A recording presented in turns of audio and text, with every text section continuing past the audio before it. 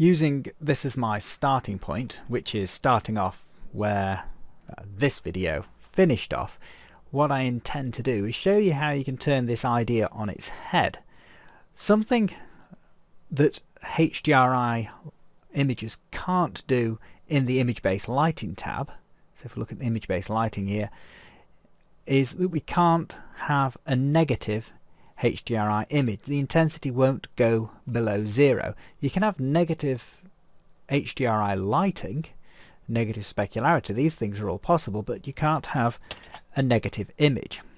However, you can if you're using the material properties, because we can generate negative ambient in the material properties. So what I'm going to do is I'm going to set this up with a tone mapped HDRI image, but I'm just using this to export this tone mapped image to use. So if I'm going to export this image, it's going to be spherical mapped, tone mapped, bitmap file, so it's going to be low dynamic range, spherical. I'll save that. Now I'm going to go into Paint Shop Pro and prepare this image by just going to adjust a negative image and file and save as, and I'll just overwrite the image that I've just created. So that's all the processing of the image I'm going to do. Right, in my scene I'm going to use just the sky, which was fully white, so a sky dome for lighting, and I don't know how much effect I'm going to need, so I'll just make that effect 500. You're not seeing any difference there because none of these materials as yet have any diffuse response. So I'll just check out of here now.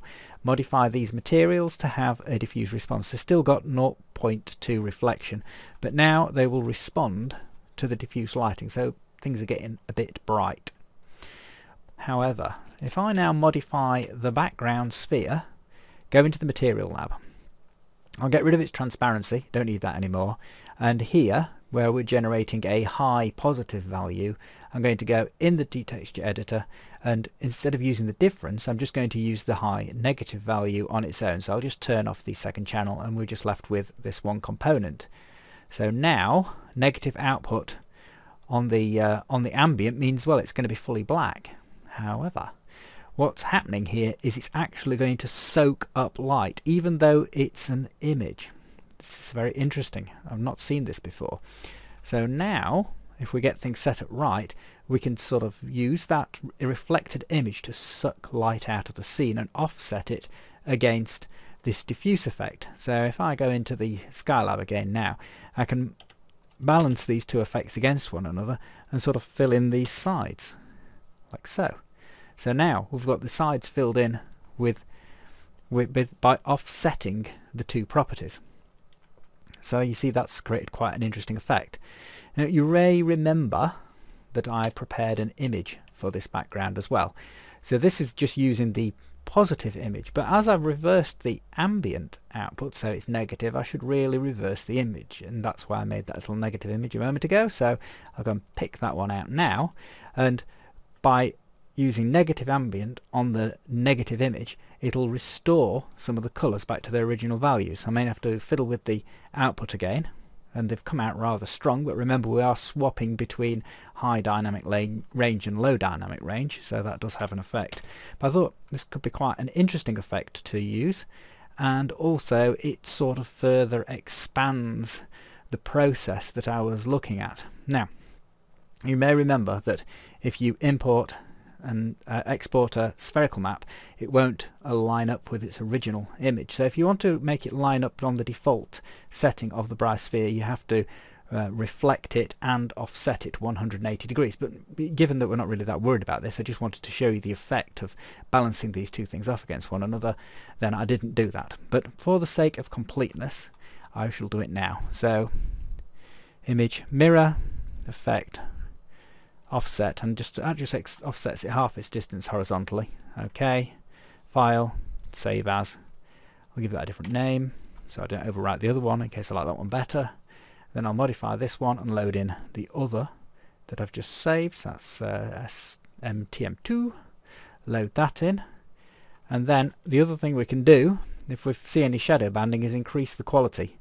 It shouldn't particularly slow to render because there's not that much in the scene. So with it rotated around a bit, we see a different we'd see a different selection of the reflection, a selection that we would have seen if we'd got the image as a backdrop, and we could also use this effect. So I thought that was nice. Might have got it too bright now, so just to change the effect a bit. So I'm just trying to balance these two out so you get to see something on the surface. So there you go. I suppose that's the end of the video, really. I hope you find that interesting. I thought it was a good effect to experiment with, and there's a lot of scope for using this negative values in the ambient, because it's not something that's normally available.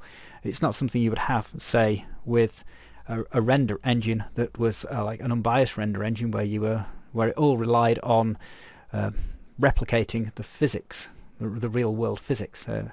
The advantage of Bryce is that it's got a lot of flexibility in its tools that allows you to create effects that are completely alien to reality, which from an artist's point of view I think is very good. From the perspective of trying to create hyper-realistic scenes, it makes it a little bit more challenging because you've got to do a lot of work to create an environment that simulates reality. So you know, it's not all good news, but I thought that was interesting, and I think I'll go on to experiment with this a little bit further. Okay, so what I was thinking there was, if we've used image-based lighting, why not use obscure lighting with this as well? There's no reason why not. So before I've even completed this thought, I'm going to create a radial light, set it to a different family, modify its attributes to its name is background, and make sure you spell it right, use capitalization, don't leave a space at the beginning. All mistakes I've made, and means that it won't work if you do that, so get that right. Turn off the diffuse, the specularity, true ambience optimization should be turned on, use gel, go into procedural, reset to default grey, exit, include only background, check out of that, and then enlarge it to encompass your scene. It won't be visible in the render, but it will be visible to true ambience rendering. So we'll set that up. Render options, premium effects, true ambience. I'll set the raise pixel up so we have no noise, or as little noise as possible. You want TA scattering correction set and boost light set. We'll set the maximum ray depth down to 4. Then, to stimulate the effect in that light source in the Skylab, we swap this over to the needs of obscure lighting, which is light from the inside, turn cast shadows off, set the quality down to 16, use the intensity as a multiplier by applying to light source, turn off true ambience optimization and include only the background. So it's now lighting the inside of that light source, even though we can't see that true ambience will.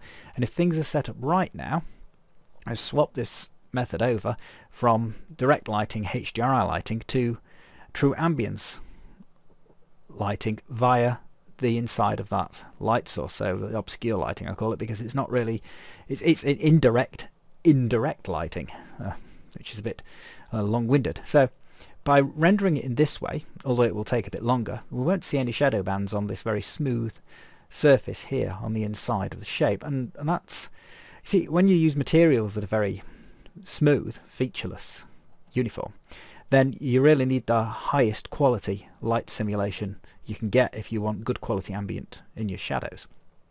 If you have materials that are highly textured or a bumpy surface, then you can get away with a lot more and you don't need to worry too much about the light simulation.